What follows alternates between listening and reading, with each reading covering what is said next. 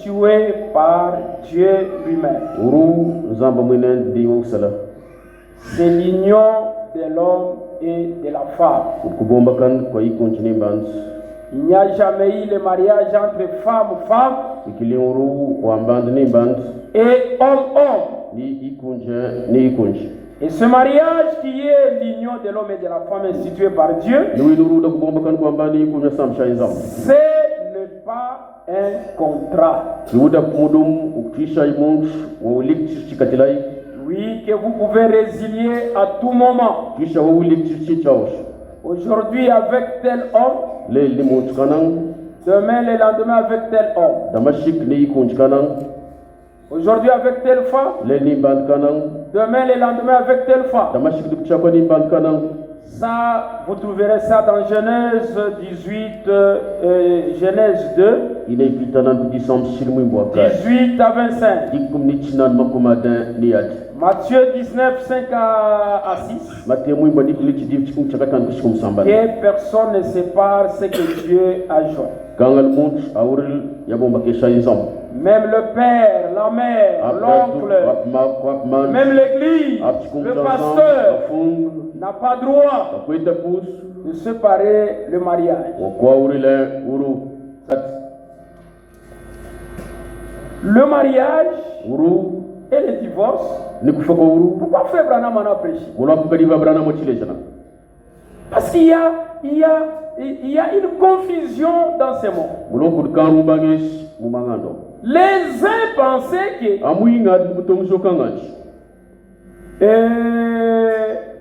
l'homme et la femme, dès qu'il y a adultère, il y a un problème. Et l'homme et la femme, tous ont droit de divorce. Les autres pensent que l'homme dans la vie, malgré les circonstances qui arrivent dans le mariage, doit se marier seulement une seule fois.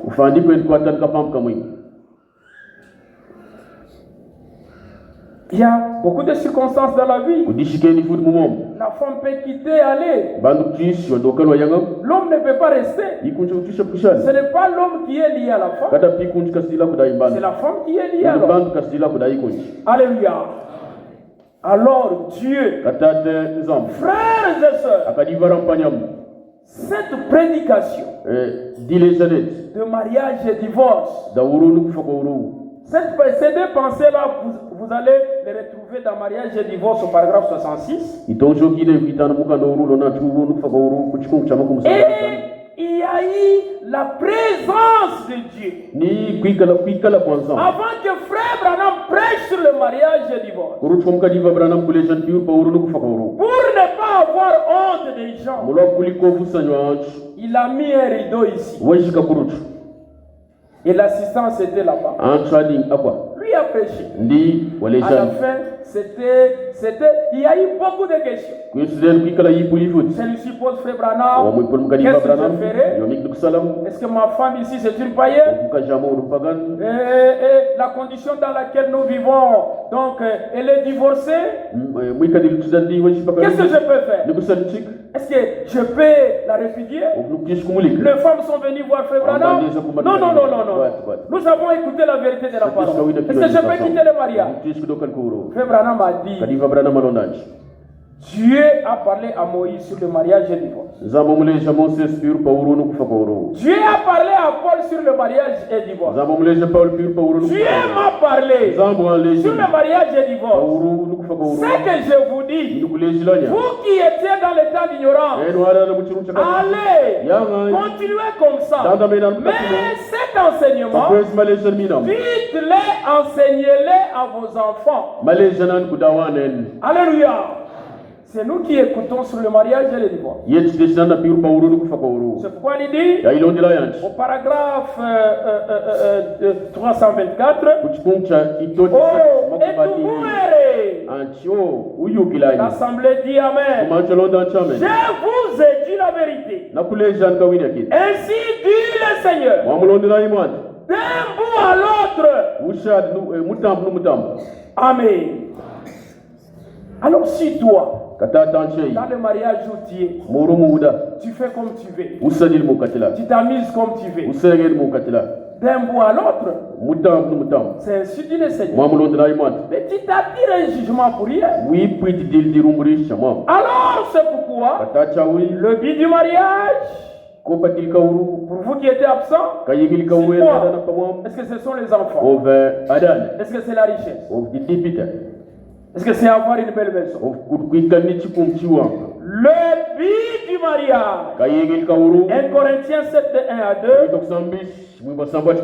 c'est éviter la débauche.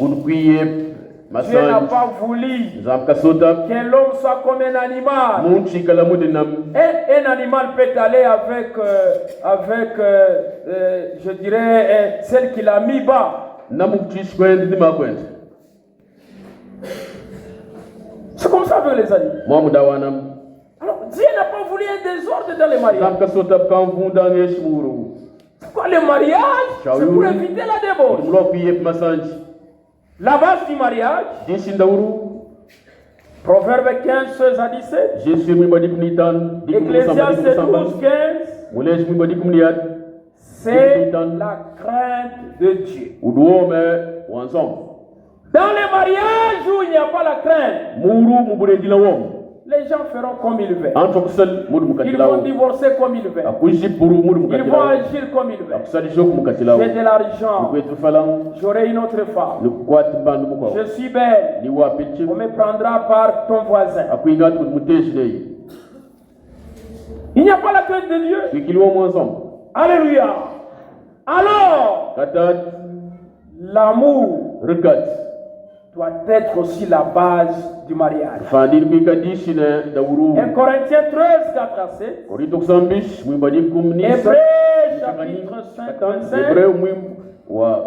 Ça quand même je vais lire Cantique des Cantiques. 8, 5 à 7. Voyez et écoutez quand dans le mariage il y a l'amour. Écoutez ce qui arrive. Cantique des Cantiques 8. Somme au verset 5 et 7. Qui est celle qui monte du désert, appuyée sur son bien-aimé? Je t'ai réveillé sous les pommiers. Sous les pommiers, hein? Donc ce qui produit de quoi? Le fruit des pommes. Là, ta mère t'a enfanté. C'est là qu'elle t'a enfanté. Qu'elle t'a donné les jours. Alléluia. Les mariages ne comptent pas que non, je vais me marier seulement à une fille qui habite une maison en tôle, à une fille qui vient toujours de Lubumbashi, à un garçon qui vient toujours de Kinshasa, même s'il venait d'un coin reculé. Si c'est un fils de Dieu, il y aura le mariage. Alléluia. Je t'ai réveillé sous les pommiers. Mets-moi comme un seau sur ton cœur. Amen. Mets-moi comme un seau sur ton cœur. Comme un seau sur ton bras. Car l'amour est plus fort que la mort. La jalousie est inflexible comme le séjour des morts. C'est pourquoi dans Proverbe, il est dit, si on t'attrape l'adultère avec la femme à autrui, peu importe le bien que tu vas donner, cet homme est jaloux de sa femme. Comme nous aussi ce matin, Christ, en tant que son épouse, il est jaloux de nous. Alléluia. Qui va accepter ici? Ici, tu vois un homme en train d'embrasser ta femme. Ah, frère, si tu n'as pas la parole, tu risques même de le tuer. Amen.